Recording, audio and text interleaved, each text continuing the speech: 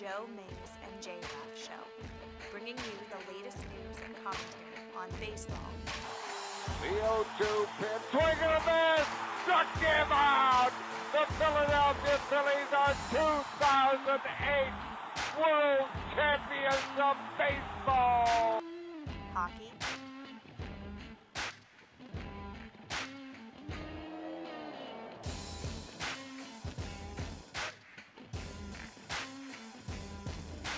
college football, The Big Ten championship lies on a measurement. Did he get it? No! He didn't get it! Penn State home! They brought back the fun, they brought back the excitement, and now they've brought back a Big Ten championship. The Penn State Nittany Lions are Big Ten champions. and the NFL. 1:16 to go, 41 yards. Cardona to Allen. Piskowski. Six titles, 9 appearances. How about the drive to go close it out? You see Tom Brady. Enjoy him, folks. You're never, ever going to see it again. Not in our lifetime. Nope. So here's Zerline, part 1, 48 yards. And we'll end it. No good. The rain continues. Yes, it does. They've got to snap it one more time. The ball will end up in the hands of Tom Brady on the kneel down. And there it is. The dynasty continues. Now, here are your hosts, Joe Mays and Justin Raffoff.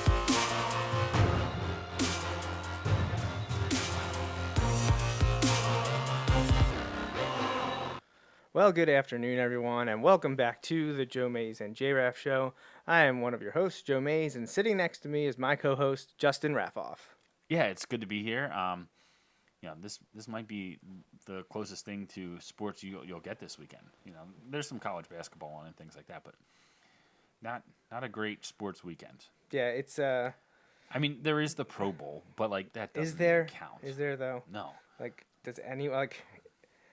is there anyone that's like, man, Well, I'm really looking forward to the Pro Somebody Bowl? was telling me there was like a meme or something going around. It's like, I wish there was a way where we could just like get the best of all the football players and like put them together and just like have them play a game in the Pro Bowl. It's like, we're right here. Like, you know, like Yeah, really. But it's just, I don't know. I probably haven't watched.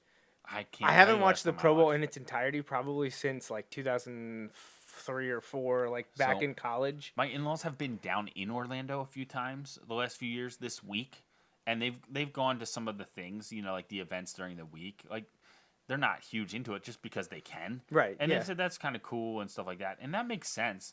But at the same time, like, I would do that. Like, I wouldn't mind The going. lead up to it, like, like, the skills challenge is cool. Going would be cool. And the dodgeball game, like all that fun stuff they do now, like that would be great.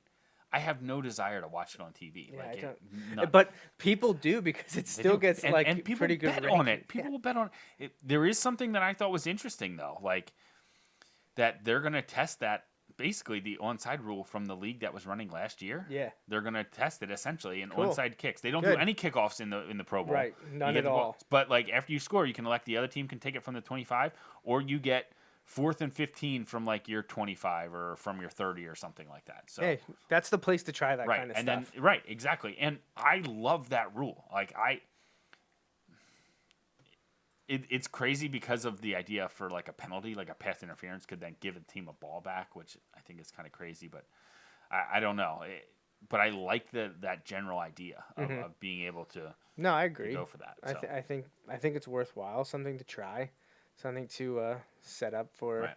possible introduction in the future. But yeah, so we are getting ready for Super Bowl 54, which Justin wasn't here with me just a few days ago when I did kind of a catch up. We didn't get to do the conference championship discussion last weekend for a variety of reasons, and I did one Tuesday night just to recap the Chiefs win over the Titans and then the 49ers win against the Packers. So Super Bowl 54, Chiefs 49ers. What are your thoughts on that game? Just briefly, because we are going to do it next week. The matchup in general and your feelings for the two teams involved. Yeah, I'm really excited. I think, as of right now, I don't find myself like if the Niners won, I wouldn't be like crushed or like I'm not gonna like oh, I hate that team. I can't, I don't want them to win. That's not how I feel about this. How I felt for many Super Bowls, especially over the last 15 plus years or so. But I definitely want the Chiefs to win. Like, I am full in on the Chiefs. It's going to be interesting because, man, that Niners defense is good. Yeah, and very good. They're good with, and what have we seen against the teams? It's not just good defenses, right? It's you have to be able to get pressure with 4 guys, essentially. Occasional blitzes and stuff. Right. But like, well, the Niners are built to get pressure with 4 guys, and if they do, watch out. Yeah, look out, because then they're dropping guys everywhere. And your boy Richard Sherman's back there. I couldn't help myself. Couldn't help myself. Of course you couldn't. Right, I know. The good friend that I am, right? Right. But anyway, so I think it'll be interesting. I'm all in on the Chiefs. Multiple reasons. One, and I've seen a lot of this, and I'm glad.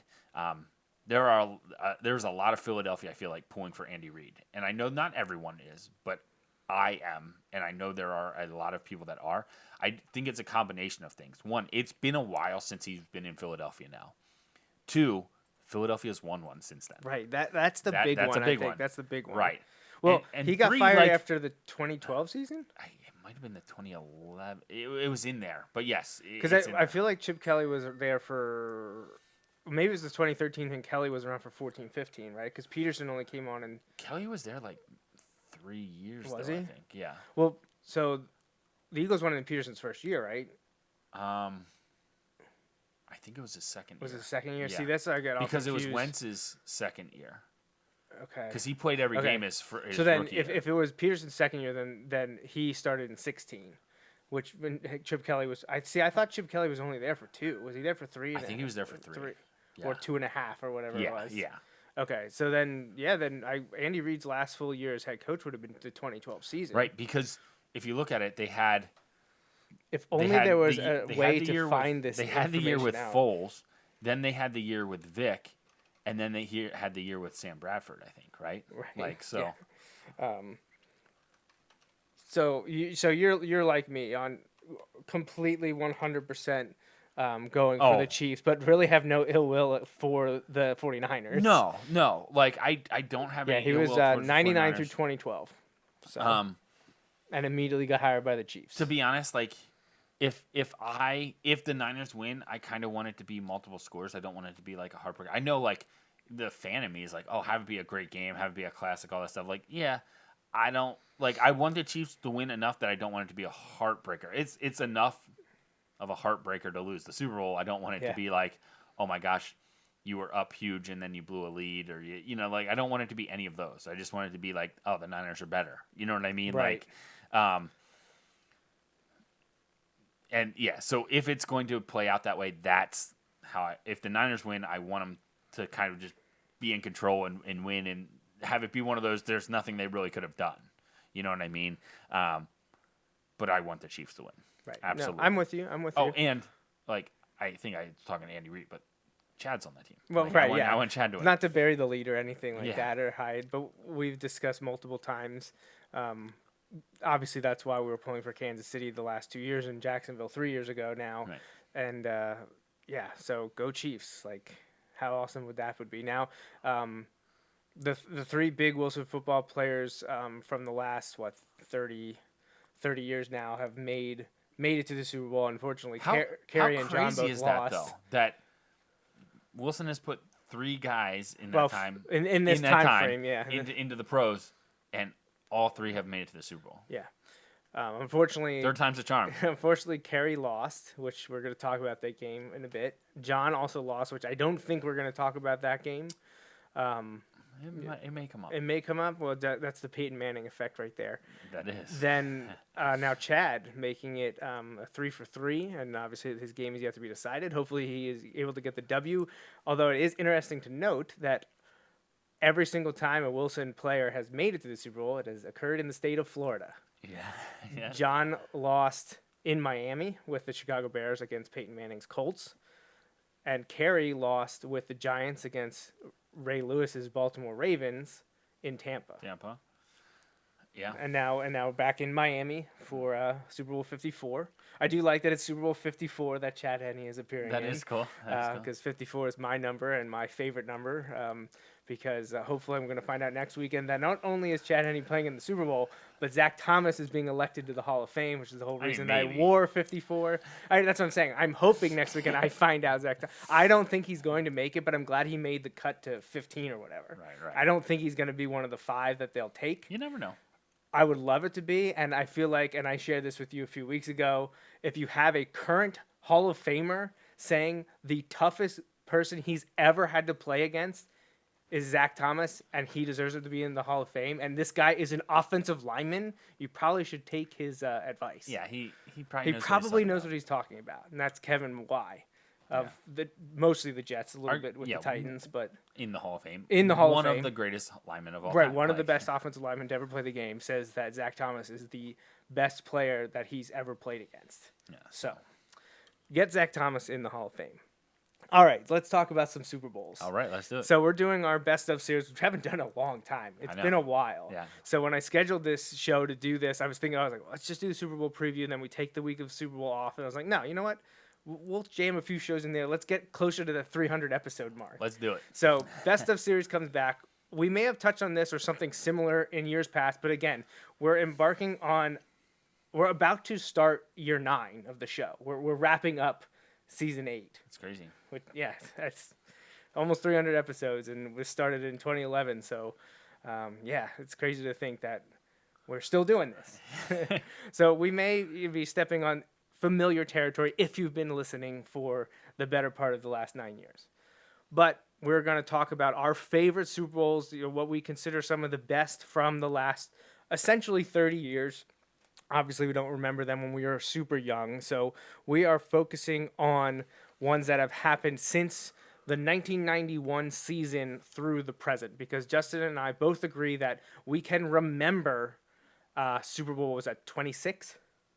Yes. That was Redskins, Bills. Washington won that game 37-24 on January 26th, 1992, which is almost exactly 28 years ago to the day. This is one of those where people would say it's ironic. It's not. It's coincidental. It was very coincidental. that was played in Minnesota, where another great Super Bowl was played. Which will also be coming up.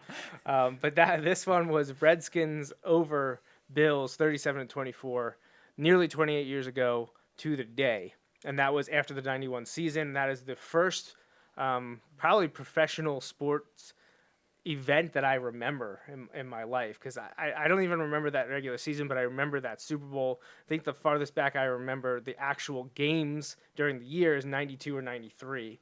But so I remember some baseball games before that, like Phillies games. I mean, I was at them, but it's right. tough to recall. Right. Not like distinct like season, not momentous things like this.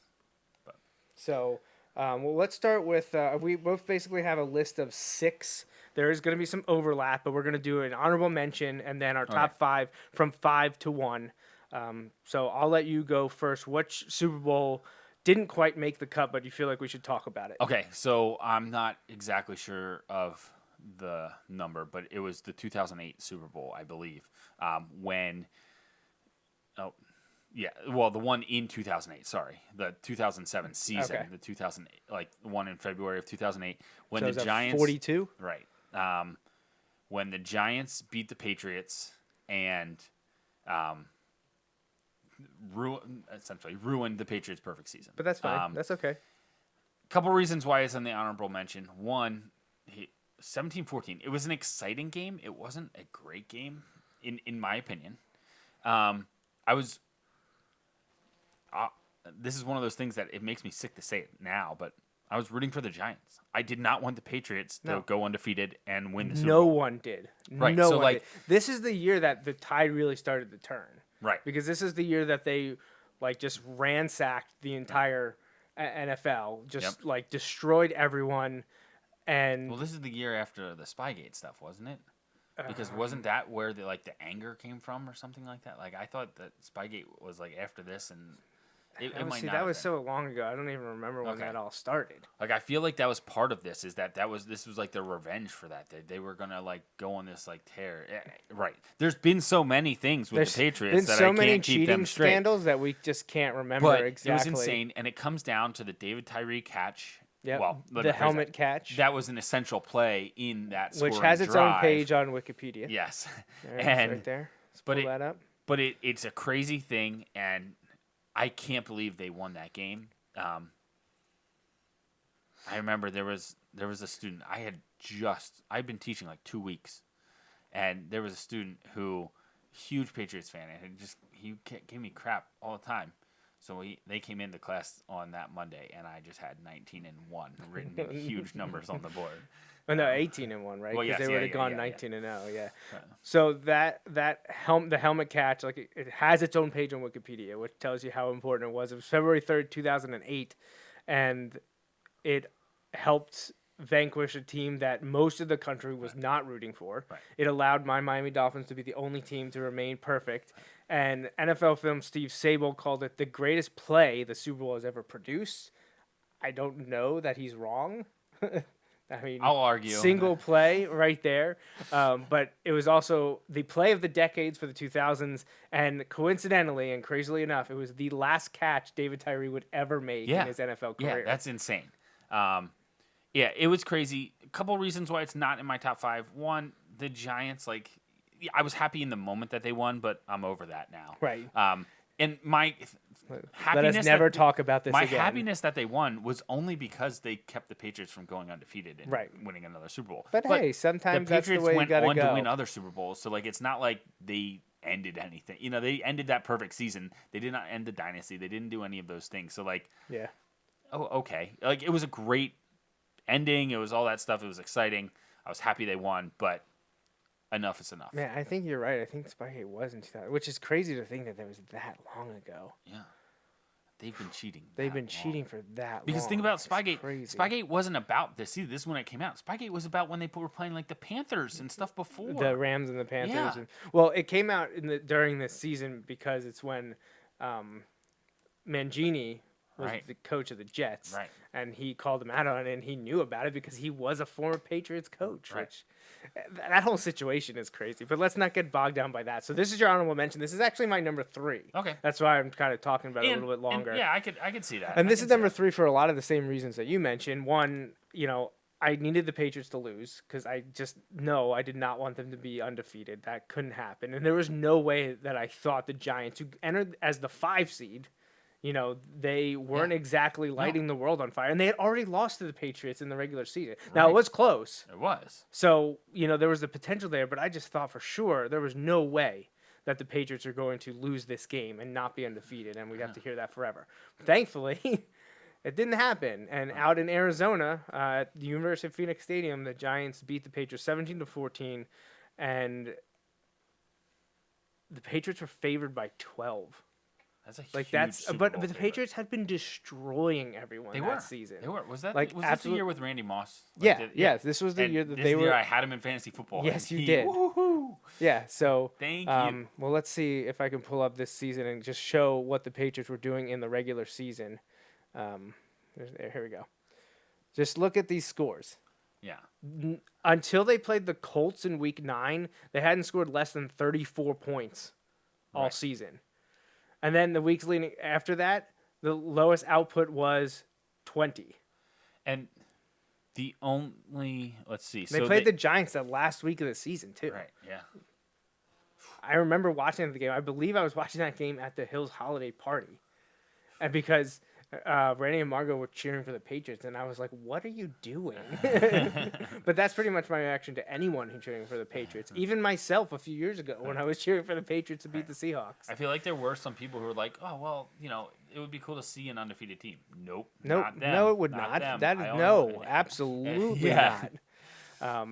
But they had a few close calls, but they were just putting up points at a ridiculous pace. They did not have a close game until that Week 9 game Right. at And then Indianapolis. they had some close ones from there on out. but- They struggled against the Eagles, only winning by 3, and against the Ravens, only winning by 3. Of course, the Ravens game was on the road, but then the next few weeks, no big problems until they played the Giants and only won by 3 again. But they completed an undefeated regular season at 16-0. Thankfully, they lost to the Giants in the rematch in the Super Bowl 17-14. So that's Justin's honorable mention, and that is my number 3. So my honorable mention is going to be Super Bowl 51. And the reason it's an honorable mention and not in my top 5 is because it features the Patriots winning a Super Bowl, which, unfortunately it's happened a lot in the last, 20 years, little less than 20 years. So they pop up often, but I guess fortunately for us as viewers, their games tend to be pretty exciting. Right. I'm not sure, has there been a Patriots Super Bowl that wasn't decided on the last, in the fourth quarter? Have any of their Super Bowls really been destructions by them close. Or against them? They were all close. Which, yeah, you know what? I will harp on it. Which is a big deal when you think about that they were filming plays in practice of other teams, in those first couple. That's a big deal. Well, yeah, they beat the Rams on a last second end the game field goal. They beat the Panthers in a very similar fashion the next year. They beat the Eagles by 4. They lost to the Giants by 3. Yeah, that's right. They beat the Eagles by less than a touchdown. They lost to the Giants again by a field goal, or I think it was a field goal. Maybe it might have been 4. But this one we're talking about here is the one from just a few years ago. This one really when it was 28-3, I was celebrating. How amazing was that? I wasn't, only because it was the Patriots, and I'm like, they're gonna poop on my heart, and they did. But I mean, it's 28-3 late in the first half. The Patriots able to cut it to 28-9, but the Atlanta had controlled the game. Dude, Dan Quinn cost them this game. It was 21-3 at half, 28-3 in the third quarter. Right. Dan Quinn cost them this game because it was 28-9 at the end of the third quarter. You put it on Quinn, not Shanahan, who's back for his redemption. See, yes, I just because I feel like in a moment, I know who's calling the plays, I know that stuff, but in a moment, that when you get to 3rd and 1 and stuff like that, I say, if I'm the head coach, we're running the ball, run the ball. You know what I mean? Right. You supersede and override. You have an option to call different running plays. We're running the ball. And it wasn't just that play. It was multiple plays. They I think they threw it 3 incomplete passes in a row or something ridiculous. Well, it couldn't have been 3 in a row. But they had a bunch of incomplete passes that just kept the time on the clock for the team. And it exhausts your defense, who gave up 19 points and then also gives up, the lead in the end. It was just, oh my gosh. The Falcons did everything they could to blow that game, and they did it. And they did, yeah. Right. So 28-3 and the comeback victory 34-28. It's the biggest deficit overcome in the Super Bowl. It also was the first Super Bowl decided in overtime. And you just knew once it went to overtime, there's no way the Falcons were winning. And the Patriots got the ball. Game over. You knew there was no way. And it's crazy to think that this is 3 years ago now, and that the Super Bowl after this was Eagles-Patriots. But, yeah, it's amazing to me that you can be up 28-3 with, what, was it 8.5 minutes to play in the third quarter, and you lose that game. You lose the game, which is, I mean, it's tough. It's tough to think about, but I mean, it was a crazy game, and because of the epic comeback and the overtime, it had to be at least mentioned, and that's why, for me, I'm putting it as my honorable mention, just outside of the top 5. So my number 5, though, is not a good game. Right off the bat, it's not a good game. It was a blowout. It wasn't even close. It was nearly a shutout, save for one touchdown in the third quarter. But I was literally at the game, so it has to be on my list. Not even just mentioned as the honorable mention. It's got to be on my list because it's one of the craziest events that I've ever been to say you were in person watching a Super Bowl. It was surreal at the time because I'm so used to being surrounded by, 20, 30, 40 people watching the biggest football game of the year and in the comfort of someone's home. No, I'm in Tampa, Florida in the end zone, lower level. And these tickets were bought face value through what the NFL used to do was they basically the general population lottery where you could send in cards that they would select. I don't know how many people, but if they picked your name, you got the opportunity to purchase 2 Super Bowl tickets at face value.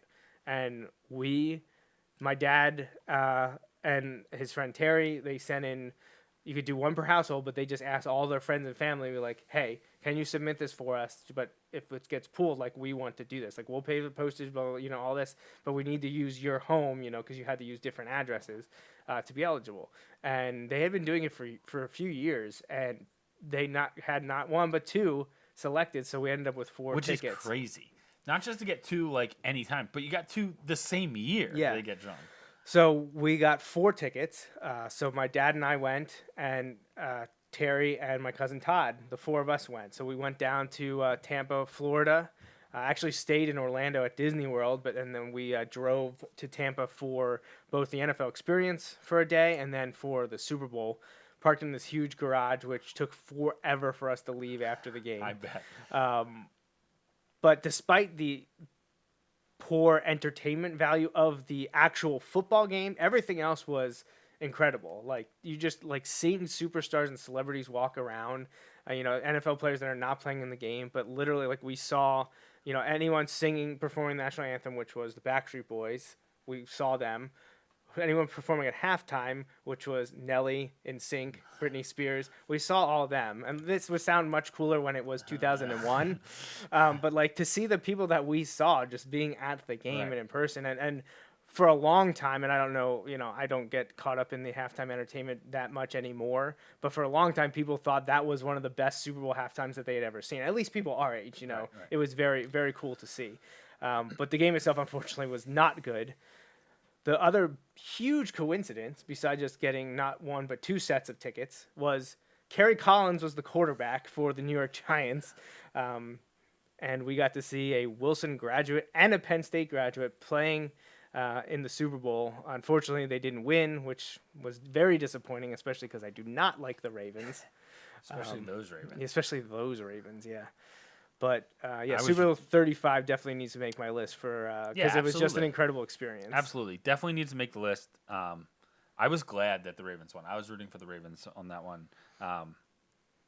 But I wasn't fully immersed in the Wilson is my home place. Yeah. That's true. This was a little bit before, right? You were, this was my first year here. This was your first year. Yeah, okay. I always forget if you moved in 2000 or 2001. It's like 6 months. Yeah, you've barely been here. Yeah. You're like, what's the big deal? Well, I mean, at least you're a Penn State fan. And you right. And I like Kerry Collins and everything. But you're also the an Eagles fan, factor of the Giants Yeah. did not outweigh the Kerry Collins factor for me at that point. Not yet. You hadn't been invested yet. Right. So, so that's my number 5. So what was your number 5? All right, so my number 5, again, not a great game, but I am going to go with Super Bowl 50, the Peyton Manning factor here. The Broncos beat the Panthers. Again, it wasn't my terrible dislike for the Panthers. That wasn't it. Nope. I wanted Peyton Manning to get one and to be able to ride off into the sunset with a win, and he did, and it was awesome. It was great. I pulled up the wrong one. I saw one of the things that came up. That did XL. not make my list. No, I was going to say. No. I saw XL, one. not L. So I saw one that made. This has been getting some play recently because Jimmy Garoppolo hasn't. He threw 8 passes last week. And somebody's like, when was the last time a team asked so little of their quarterback to make the Super Bowl? And people threw out there, 2015 Peyton Manning, 2015 Peyton Manning, blah, blah, blah. And the guy's like, no. Like, not even close. Like, through the 2 playoff games, Jimmy Garoppolo's thrown like 22 passes or something like Peyton that. Manning probably threw that in one game. He threw 69 in that. In their 2 games like that year, he threw like 69 passes. Like, so it wasn't. Yes, and everyone watching knows they were not asking the same thing of Peyton Manning then that they were that the teams of the Colts were, and even his first few years in Denver. Right, it wasn't the same, and no one would make that argument. But to make the argument that he was only asked to make 8 throws in a game would also be vastly inaccurate. So I was just really happy for Peyton Manning to get that win. Especially after having lost to the Seahawks 2 years earlier. Before that. Yeah. So anyway, that's why it made my list. It wasn't a great game. It wasn't terrible. No, but and it had that value to it though. So that's why. That's basically where that came from for me. No, I enjoyed the game because, like you said, obviously I like Ron Rivera and Cam Newton. I had nothing We've against been the Carolina big Ron Panthers. Rivera supporters on the show I think for a long time. you should probably be mad that he's coaching the Redskins because he's a very good coach. But I am confident that Dan Snyder could screw it up. That's if true. anybody can screw it up, it's Dan Snyder. Yes. Dan Snyder's like Jerry Jones without some of the success. Right. Like Jerry Jones has had some success. Right, there's something to build Dan on. Snyder's like that, but not with Nothing, any of the no. success. Right. So if Peyton Manning wasn't the quarterback for the Broncos and so close to the end, I would probably be rooting for the Panthers. But because I did a 180 on Peyton Manning in the final few years with Me too. Indianapolis, and then because I did not like Peyton Manning at the beginning. So not at the beginning, the Colts. Most of it for me came from the Tennessee time. Like I was not a Peyton Manning fan during the Tennessee time. I didn't know all. him as well during college. It was I didn't like his attitude the first decade or so in the league. I get it. But then things just kind of changed, and maybe it's because I learned more about him and his dedication to studying the fundamentals of the game and his off the field work. Love of football and the people in football and just all that stuff. Yeah, complete 180. And now he's I love watching the show that had been doing for the lead up to the 100th anniversary of the NFL, completing the 100th season this year, wrapping up this next Sunday with the Super Bowl. But yeah, so Super Bowl 50 was a good one for that reason, like you mentioned. So what was your number 4? All right, so my number 4 was Super Bowl 44, Saints over Colts. So that was after the 2009 season. Yes. So again, another Miami here. Super Bowl. Yes. It was like pouring rain, I believe, in this one. At least for was it parts in of the this game. one too? Because I know it was during Colts Bears. I believe it was in this one too. A couple things stick out. I wanted the Colts to win. I was rooting for the Colts here. Looking back, I'm really happy Drew Brees got a Super Bowl. We saw Drew Brees play in week 2 of this season. And we were like, what? That was part of it. Because Drew Brees has always had his arm strength, all that question, And this was how long ago? And they were already throwing that question out there. Yeah. And, ex-Miami Dolphin Drew Brees. And he... No, he wasn't even a Miami Dolphin. That's the problem here. That's the problem. And so you just look... I remember this was week 2. It was the home opener for the Eagles, I believe. But week 2, and they were... we could see him, knocking... the accuracy he had was just unbelievable. I'd never seen anything like that in person in my life. And so on the back end of that, it was... Again, I was not rooting for them in the Super Bowl. I wanted the Colts to win. I wanted Peyton Manning to win again, all that stuff. It was cool to see. It's cool now that Drew Brees has one. I would feel bad if he was sitting here and was like, oh, he never has one. Because people hold it against him that he has one. Yeah. They're like, oh, well, he has one and he was never MVP. Which is kind of crazy when you think about some of his Peyton wins was and stuff. never MVP. Is that what you're talking about? No. That Brees has never been MVP. Oh, league MVP. Yes, league I thought you were talking MVP. about Sorry, Super Bowl no, MVP. no, I was like, sorry, he was the sorry. MVP of that game. No, but so it's one of those where they'd hold it against him if he didn't have any, and he has one, and they hold that against him too. But whatever. So that's why it's on there. It's not the highest for me, but it was an entertaining game. And again, this is so what year would that have been? 2009 season 20. Right. So it was February 2010. It's right in that prime where I knew, and that was coming out of a great sports year. Right. But, that's true. That's true. That Very was just part of that for me was knowing how big of a game and everything that is looking back on it. And because Peyton was able to get his second later on, it's just one of those games I remember a lot. It started the second half with that onside kick. The Saints started the second I was half like, with an onside whoa. kick. Yeah, so crazy. Yeah, and actually, I think this might have been the first Super Bowl I was rooting for Peyton Manning, and then they lost, and I was like, oh, Because man. the first one he was playing against the Bears. Yeah, and I was all on Chicago. I don't think was that 2007. The Colts Bears one. I think you might be right because I think it was Right. after the 06. I think you were at school. Yeah, it was after the 06 season. Right. It was played in 07. Because I think you were at school, and my parents were away. I was living at home. I was taking classes at Kutztown at the Oh yeah, time. no, I watched And- that game in Kelly's apartment. Right. I watched that game at your parents at the Super Bowl party, which is kind of crazy. But I was there. My whole family was like, I was the only one there. I had a Colts Peyton Manning jersey on, and no one else there is really Everyone's rooting for the rooting for Colts. the Everyone's Bears. rooting for the Bears, and there I am rooting for the Colts. But Yeah. yeah. So anyway, So that was your 4. So that was my 4. Do you want me to? Well, you didn't do your 4. No, I'm gonna do my 4. Yeah, let's do my 4 here. And so that was my honorable mention. This was my number 5. So here's my number 4. So my number 4 is Super Bowl. Is that 48? Man, now I'm starting to get my Roman numerals down. No, 43. My apologies. That was Super Bowl 43. This was played following the 2008 season. So we're talking February 1st, 2009. This game was in Tampa, Florida, and featured the Steelers against the Cardinals. There's a very clear reason why this is not on my list. Right, I understand. I'm an adopted Steelers supporter for my wife and her family. This was a great game. And this game was incredible. This is another one of the games that I did not watch in Berks County. I was living in Indiana at the time, and Kelly and I went to another apartment. Some acquaintances and friends we made out in Indiana, and we watched this game with them, full on decked out in our Palomalu jerseys, watching this one. And it was quite the game. The biggest thing I remember is going into halftime, the play by James Harrison, who is not one of my favorite people. No, I can't stand James Harrison. But it was, what was it? It was 10-7, and the Cardinals were threatening. Yeah, they were going to score. They They were were like about inside. to They were in the red score. zone. They were like inside the 10. And Harrison cut in front of the Kurt Warner pass.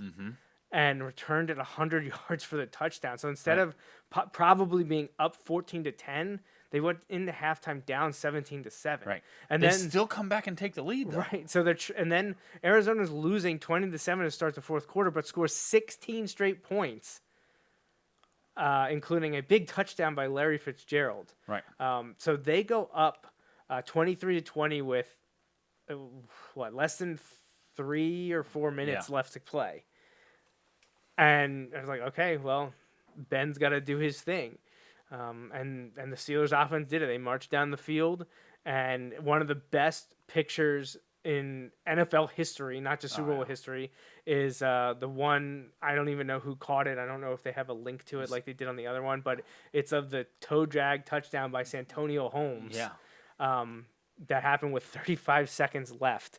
Holmes had a huge game that night, and was named MVP for the Steelers, who would win 27-23, and it was a big deal because this was quasi, I guess, early Tomlin stages, but it wasn't super early, was it? It was pretty early on Was it? because the one before this was Cowers. Oh, Cower was 05. Right. Okay, so So yeah, this this is is early early Tomlin. on. This is like second, third year of Mike Tomlin. And but, needed because Coward didn't get run out. There were all kinds of family things, and he just stepped away. Yeah. So it wasn't like the Steelers were ready to move on from Coward when he stepped away. And so for Tomlin to come in and win one is my belief as to why Coward is the coach now. As he should be, in my opinion. But I feel like if he didn't have that Super Bowl early on, I feel like he may have been pushed out by now. Right.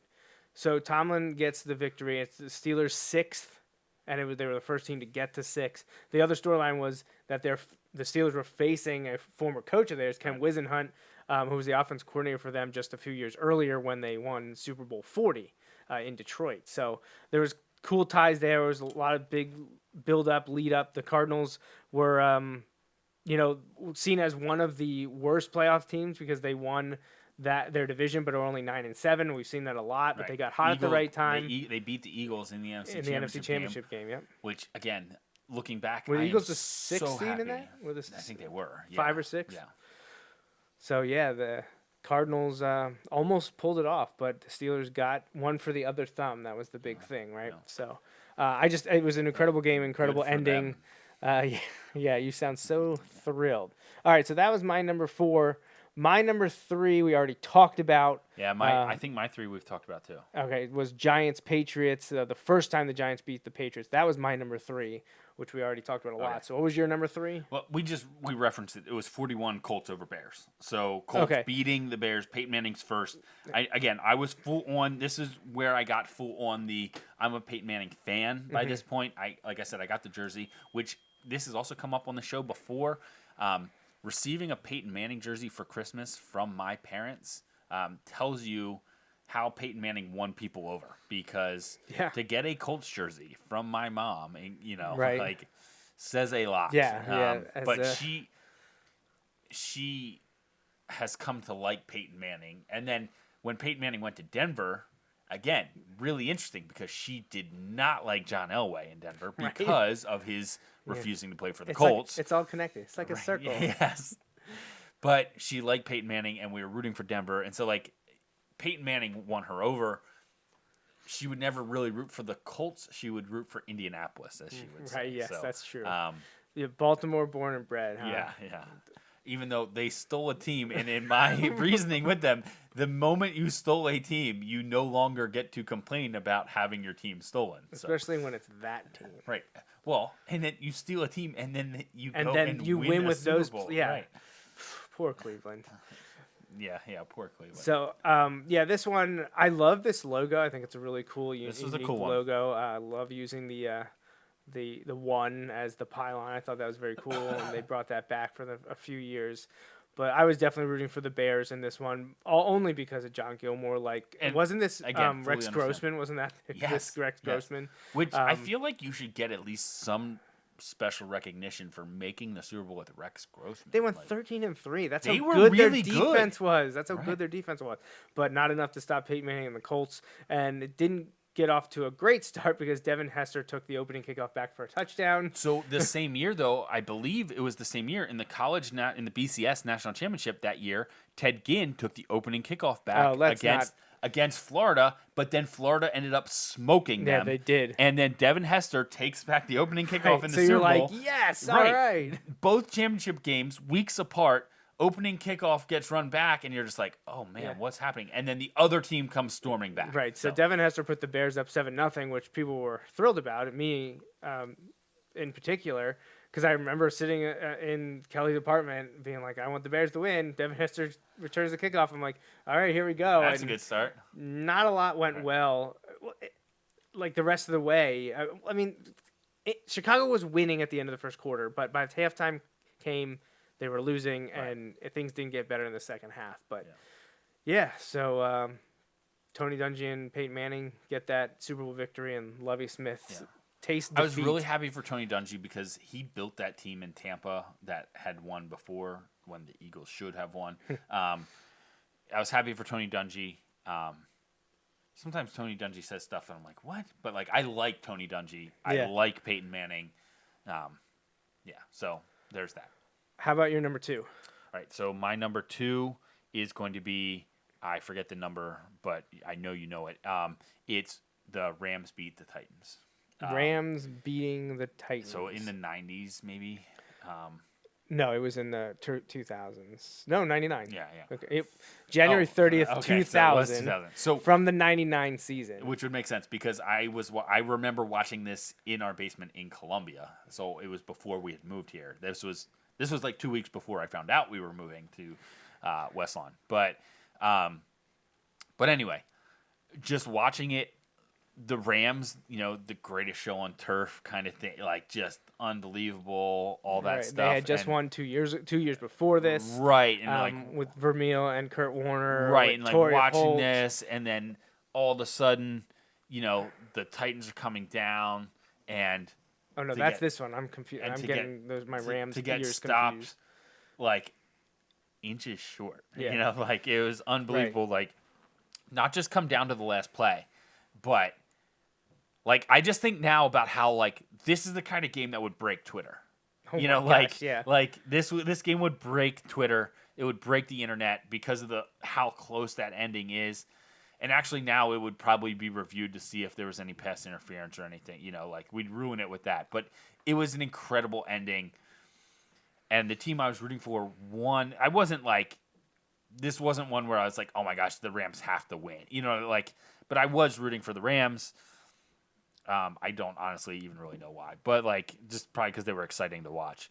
But yeah, it was an exciting game. And that ending put it up there for me. Yeah, so this Rams team, led by Dick Vermeil, Kurt Warner took over a quarterback by Trent Green, right? At the beginning of the season. He got hurt in preseason game or in week 1 or something like that. Kurt Warner, who was, the bagging story, groceries. bagging groceries, was a nobody, now a Hall of Fame quarterback, right. would come on and lead, like you said, the greatest show on turf, where you had Marshall Faulk, Torrey Holt, Isaac Bruce, Azahir Hakeem, and Kurt Warner leading the way. And then enough on defense to get things done. The Titans countered with Jeff Fisher at head coach, but Steve McNair at quarterback with Eddie George and Kevin Dyson were some of the big guys for the Titans. All the time when it comes up on Eddie George and what he went to Ohio State, won the Heisman Trophy, all that stuff. When he talks he really loved Penn State, but he didn't want to play linebacker, and they were going to move him to linebacker. That's why one of the reasons. Now I tell myself he would have gone to Ohio State anyway, but yeah. So a lot of unique links whenever you start talking about recruiting, especially before 2000s. Oh my gosh, recruiting stuff before the 2000s. But yeah, it was a defensive struggle at the beginning, maybe not too entertaining, but the Rams actually raced out to a 16-0 lead early in the third quarter, or midway through the third quarter, before the Titans started to claw their way back and tie the game with 2 minutes or so to play in the fourth quarter. And then Kurt Warner would hit Isaac Bruce to put the Rams up what you would think would be for good, which, I mean, it ended up being that way, but 23-16, less than 2 minutes to play. Titans get the ball back and drive down the field. And like Justin mentioned, Kevin Dyson stopped a yard and a half short or something like that. Yeah, it was inside the 2. He wasn't in. It wasn't controversial, but right. Unbelievable. How close and what an ending. I'll let you save your point. But it was an incredible ending. It was an incredible ending. And this game actually is my number one. Right. This is the one that is at my top. And I know some people would be like, well, some of these other Super Bowls were much better. They had more drama, whatever. You're right. That may be true. One, this is my list. And two, the reason that this one ranks so highly is because it's the first Super Bowl I remember really enjoying to watch, because the games preceding it were all awful. Right. And here, let's watch this play here. I was able to track it down on YouTube because everything's on YouTube. And we can see how the game ended in this Super Bowl. 23-16, Rams over the Titans. McNair finds Dyson, and there he is. He's falling down at the 1.5 yard line, but he's reaching the ball out to inside the 1. I think he got inside the 1. Yeah. And that is how the game ended. Right. That was the last play of the game. Speaking of when I said Twitter would break, they'd get crushed for throwing it short of the end zone now. They would get crushed for throwing it short of the end zone. That was crazy. The way that ended is unbelievable. Unbelievable ending. What a game. Puma I Titans just saw jerseys. that. Puma Titans jerseys. Yeah. So this was a great game, and it was I'm happy one for that, Dick Vermeil. I like Dick Vermeil. Yeah. At the time, that was the closest Eagles coach ever. Closest the Eagles were getting to the Super Right. Bowl championship, right? Right. Is watching former coaches and players win. That's right. That's right. It would have been cool to see Steve McNair get one, but this Kurt Warner story was so cool. This was exciting. Yeah, Aaron McNair, man, what a great game. What a fun one to watch, and finally an exciting game. And this is after the '99 season, 2000 Super Bowl. But think so we had watched nearly a decade of Super Bowls that were awful. Yeah. Weren't good. Right. Now there were some that weren't terrible, but I wouldn't count them as being awesome. This game was awesome, especially the way it ended. It just ramped up the whole time. Right. And I was in like 10th grade, so I know like I talked, but like I'm fully into like understanding so much more of what I'm watching and like the moment and all those things. Not as much as a 10th grader can be, but you know what I mean? Like that first one when I remember when the Redskins and Bills playing, like, I remember the Super Bowl.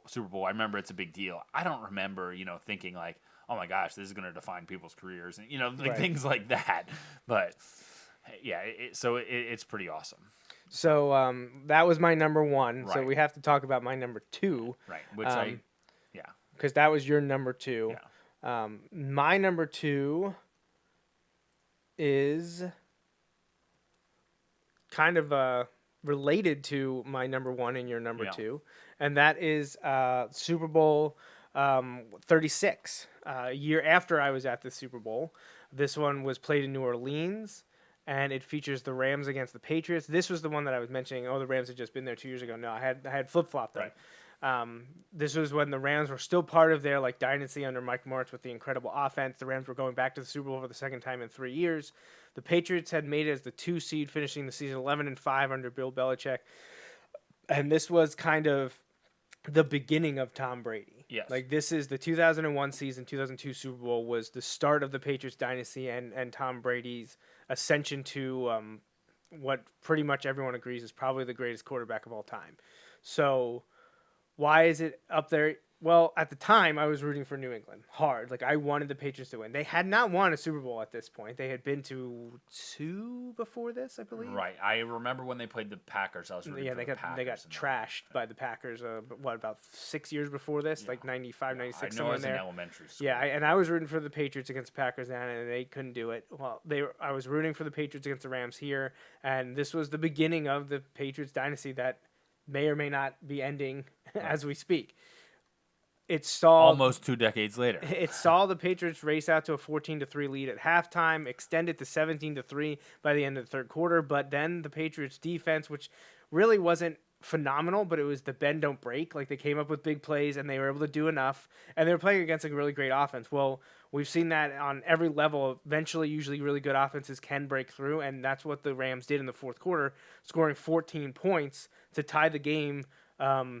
Near the end of the fourth quarter, there was only a few minutes left to play, and the Patriots got the ball back, and Tom drove them down the field, and would start to build the career of Adam Vinatieri, and he kicked his first of a few significant field goals as time expired. It was a 48-yard field goal. Vinatieri's kick was true, and the Patriots win their first Super Bowl title 20-17. As much as I hate to have the Patriots win up so high, at the time, I was rooting for them very hard. And it was when you win on a last-second play, absolutely, it's very important. I can certainly see why it's up there. It's. First of all, it's my list. That's for mine. For you, yeah. And Patriots will not make my list. Well, a Patriots win will not make your list. That's right. Patriots losses have actually made a couple appearances on my list. Right. But this one wasn't there. And I'm going to give you reasons why it's not there. One, they shouldn't have been there. Tuck rule's stupid. Right? Second of all, they cheated once they got there, so it's number 2 for you. Well, yeah, number 2 for you with an asterisk. We'll do that. That's fine. When your uncle listens to this, I am sure he's going to he's going to have a lot to say. We're going to have a lengthy email. He's going to have a lot to say, so. Yeah. But it was a great game, and like you said, you think about the stories that started with that. Adam Vinatieri, arguably the best kicker in NFL history, right? Certainly up there. Tom Brady, arguably, it's hard to argue against the greatest quarterback of all time. Right. Bill Belichick, arguably the best coach of all time. Right. The things that started in this one, So it's really interesting when you look back at that. So Right. It's tough to argue against it. Oh, so, absolutely. But yeah, I thought it was a fun game to watch. It's always fun when the team you're rooting for wins. The Rams clearly shouldn't have changed their uniform. That was part of the problem. It's true. It's true. They did. They won it with the amazing blue and And yellow. now we've talked about this. They're all whites are great uniforms. I love. Well, they're their coming all out with whites. new ones this spring. As are the Falcons. You see that? I did Falcons that. getting I new did that. uniforms. So it'll be interesting to see what happens with the Falcons. Yeah, because they've had that same idea for a long time. From the late 90s, I want to say. So it'll be interesting. I hope they kind of meld. I've always really liked the Falcons uniforms, both throwbacks and the current. So when they announced they were changing it, I wasn't super excited, but I'm intrigued to see what they do. Yeah, I want to see what it is. The thing I liked about these early Patriots teams was they had nobodies at receiver. And That's like true. nobodies. Right. Like, because when they left, they didn't do anything. Well, was this the year that was this the year Bledsoe started the year but got knocked out? And Brady came in? Right. So when Brady came in, I love the stories of that, of how Drew Bledsoe sitting there with, I believe, what ends up being like a punctured lung on the bench. And he got hit so hard on the sideline that his face mask broke. It was like bent in. And they weren't going to allow him back in the game, but he's sitting on the bench with his helmet trying to pull the face mask back out, like bend it back out so he can go back in. And Tom Brady's in the game, and he never got it back. Never got it back. He eventually ended up in Dallas. Right. Yes. And do you remember the name of the linebacker wasn't it for the Jets? Wasn't it a Jets linebacker that knocked Bledsoe out? I don't remember. I feel like I wanted to say Sam Mills, but he's a Panthers guy. Imagine if he doesn't knock him out. Like, what happens? Well, that's what I say. Like, it's one of those things, like those fan fiction things, those what if. Like, Right. Marvel's coming out with this what if series that would change, like, the superhero cinematic universe. Like, how would things have changed if imagine going through that. And people have done it. I think ESPN has done articles like that. What if Drew Bledsoe doesn't get knocked down and Tom Brady comes in? Like, what if? So here's the field goal that wins the game for the Patriots. Interesting to me that there were 2 seconds still left on the clock. They did not do that, huh? Yeah. I think that was talked about at the time too. Right. Vermeil retired after the last one, huh? Right. After they won it after so. the '99 season, huh? So, all right. So that was my number 2. We already talked about my number 1. So, to the shock of no one. This was one of the easiest questions you've ever asked. Right, me on the yeah. show. Well, to come up with your number 1, right? Right, yes. So your number 1 happened 2 years ago. Right, and it was one of the greatest sporting moments of my life. And it was unbelievable. So was it better than October 08, even No. though you weren't there? No. Because I was there, because that was the first of my lifetime for a Philadelphia team. That'll always be the most That'll memorable. always be the most. And it's different. Like, getting to watch it in my basement with you and my dad was awesome. Getting to be at the Phillies with Greg was also really cool. Like, it would have been... Like, it would have been cool to, if it happened when I was in college with my friends or something. But, like, none of them were like Eagles fans or Phillies fans. Like, we're all from all over the place. So, like, it would have lost something. Being at home with my dad, and then you were there and wanting the Eagles to win, not the Patriots. So, like, it was just really cool going to the parade with Pat. But the game itself, okay, so we've established that Tom Brady's the greatest quarterback, right? So they beat Tom Brady on a night where he played great. He may have played better in this Super Bowl than he did in any of his other Super Bowls. Yeah, he like, had a great statistically speaking, he probably had his best Super Bowl, and the Eagles beat him. Like, it was unbelievable. The greatest play in Super Bowl history with the Philly special. Which we're gonna get to. It came down to the last play, a Hail Mary, but they knocked it down. And the nice thing about that is they also needed the 2-point conversion. Yeah. So like, it wasn't like they were it wasn't like they were up 4, and if he catches it, they win. Right. Yeah. No. My suffering would have been much more prolonged and drawn out. But they're up by 5, or they're up by 6, and only the extra point would win it. It was incredible. Like, this is a team that lost future Hall of Famer left tackle Jason Peters. They lost Carson Wentz, who was having an MVP year, and in my opinion, still should have won the MVP. Like, he played halfway through December and had a better season than anyone else had. It. I think Tom Brady got it. I understand they did great too, but like, yeah, it was a lot of fun watching this team.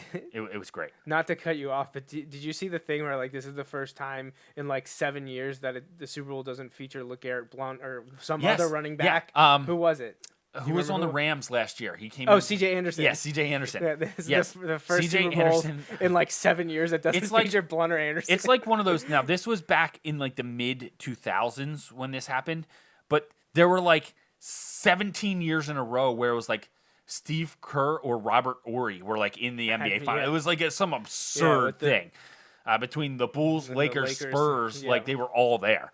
But anyway, well, the thing about the AFC Championship this year, well, yeah, first yeah. time since what, like 2001 or something like that, that right. it hasn't been Brady, Roethlisberger, or Peyton Manning. Right. Or no, that's not true because Flacco was in won there. one, but like, but he was But I think since he like was in since two, right? right, but since that Patriots run started, I think there's only been 5 AFC quarterbacks to represent, or 5 quarterbacks to represent Since the AFC. 2001 season, only 5 quarterbacks Right. until this year, right? Because Mahomes. Yeah, is the yeah, new yeah. one. This is This six is the now. sixth. Yeah.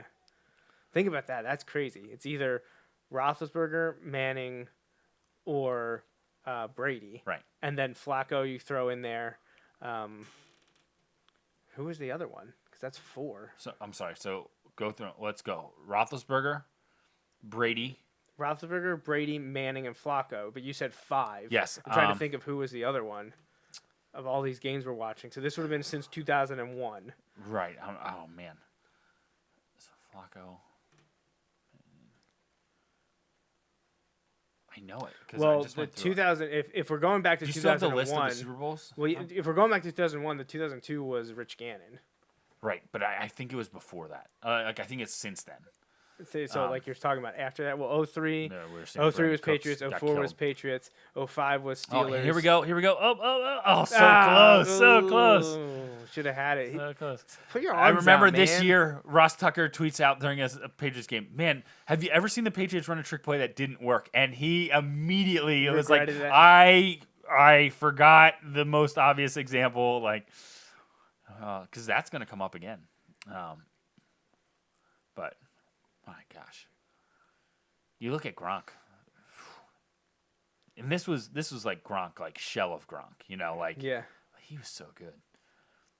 And remember when they had him and Aaron Hernandez? Like, Oh, let's not open up that can of worms. All right. This is an 18-minute video. We're gonna jump ahead here so that we can finalize some things with the show. So we're gonna jump ahead. Coming down to the end of the fourth quarter. right, here we go. So, well, they're going to give up some. Oh, go good. We're yeah, gonna buffer. yeah, Oh, and give me yeah. an ad too. That's amazing. Ay, ay, ay. Oh, 15-second ad too. So sorry that I jumped ahead on the video that we'd already watched an ad for and already left it buffer. But yeah, excellent. So here we're back. Okay, so the Patriots have the ball inside their 10, and then of course they do what the Patriots do. They just start to drive Right. down the field. There was Chris Hogan right there, who did not make the catch, but They were so close there to sacking him. like this is the point where I'm like, oh my gosh, they are going to give up the touchdown. Right, right. Because they get it over to Amendola across the 20 on 4th and 10. Thankfully, clock's running. Right. running. I'm And standing this one. there with you and your dad in the Right, basement watching this game. Or It's no, just- it's probably this one here. Yeah. When they give up more yards here. I'm like, what are they doing? What are they doing? because you get to the 50. Like, you're at the 50 now. Like, now it's an easy throw. Like, before, you're talking, like, it's going to be tough to get in the end zone. Oh, and then you're like, you drop a pick. You Right. can't drop a pick against the Patriots and win. And Right. then Brandon Graham should have had him. And then he tosses it up, and we're just like, I'm just like, and it's silent. I'm sick. Oh my gosh. and we have a video of you and your dad. Oh, my gosh. Celebrating after. And I think your dad just goes, it's over. But it's great. Oh my gosh, that was awesome. So there it is. That was so awesome. You're number one. Absolutely. And honestly, it was obviously in consideration for my top 5, but I knew it was going to be on your list. You had so a feeling it was going to Yeah. make the list, huh? just a little bit. Just Just a a little hunch. feeling here. So, yeah. And funnily enough, it would just be less than a year later when Gronkowski was part of a a game-ending play that didn't go the Patriots' way. I was going to say, no Miami Miracle here. Miami Miracle happened about 10 months later, almost exactly 10 months later, actually, because this was early February and that game was early December, I believe. So, like, just looking at this, like I mentioned these things before, but to win the game, if you would have told me that Tom Brady's going to throw for 400 some yards and do all stuff, I'd be like, oh, that's not good. Yeah, it's not good for us. You know, that's not good for anybody. To beat the best at his best is unbelievable. Yeah. You know, like that's a lot of fun, and I'm glad it happened, and it's something I'll never forget. Yep. So, you and I both started watching during the NFC's dominance in the Super Bowl. They won every Super Bowl from the 1984 season through the 97 season. So they won 14 consecutive Super Bowls. And then the AFC took over, not as dominating. Right.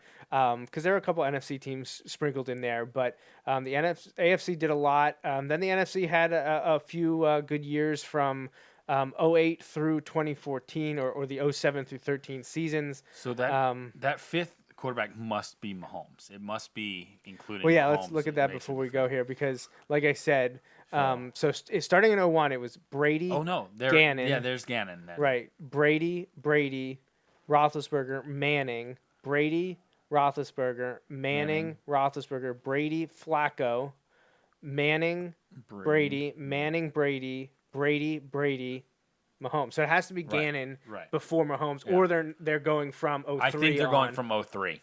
So yeah, that's crazy. Yeah, to that's think, absolutely insane. And then look at on the NFC side, right? Who we've got here. So starting with that against the Rams. So this was Warner. Yep, Warner.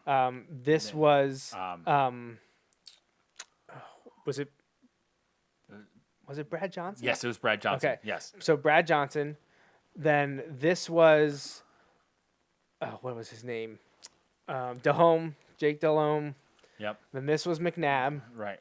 And then that was. This was, oh boy. Who was that Seahawks quarterback? They're commentators now, and one of them works for his brother works for ESPN. Yes, I know. I just can't think of his name. Hasselbeck. Yep. Matt Hasselbeck. Could not. And Rex Grossman, who we talked about. Eli Manning, Kurt Warner, Drew. Wait, right? Yeah, Yes, Kurt Warner, yes. Drew Brees, Aaron Rodgers, Eli Manning, Colin Kaepernick, Russell Wilson, Cam Newton, Matt Ryan, technically Nick Foles, Jared Goff, and now Jimmy Garoppolo. Listen to that list. Right. Listen to that list. Right. That's crazy to think of. I wish we should have counted it to see how many it was. Yeah, so, but that's fun. Yeah, you that was have exciting. some dynasties and some teams that always rise to the top in the AFC, and then you have sort of quasi parity in the NFC. Right. A lot of teams, a lot of players getting opportunities. So, yeah. All right, well, it's going to wrap it up for us here. So that was our best of series on Super Bowls we've watched, covering nearly 30 years of the biggest game in professional football. And we'll have a preview next Saturday. Again, it'll be on Saturday because, we're not going to broadcast during the game. And we will preview Super Bowl 54 between the Chiefs and the 49ers at that time. Any shout-outs from you? Anything to add? No. Okay. Again, I mentioned it Tuesday night. Happy birthday to Mark. He listens sometimes out in Oregon. Excellent. Is it today? Right. It was the 24th. In a couple of days. Yeah. And I said it Tuesday. I'll say it again. Happy birthday to Natalie. Yeah, turning that's crazy. 7. That's crazy. When you mentioned 9 years for this, I'm like, oh man, 7 years old. Yeah. That's crazy. It's crazy to think about. And I think I covered the rest on a previous show.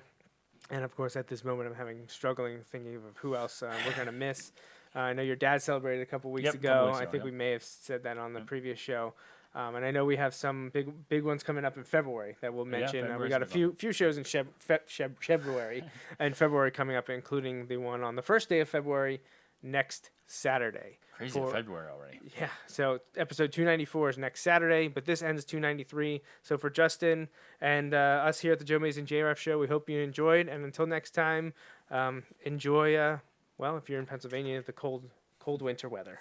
So, if not, enjoy the sun wherever you may be. So thanks for listening. We'll see you again real soon. Thanks for listening to the Joe Mays and J-Raff Show. Tune in every Sunday for the latest sports discussions from Joe and Justin. Each episode is available live on Facebook Live. and can be downloaded or streamed on iTunes and SoundCloud. You can interact with Joe and Justin on Facebook and Twitter, and stay up to date with the guys at joemaysandjraff.com. The Joe Mays and J-Raff Show is part of the JMNJR Radio Network. For more info, visit jmnjrradio.com.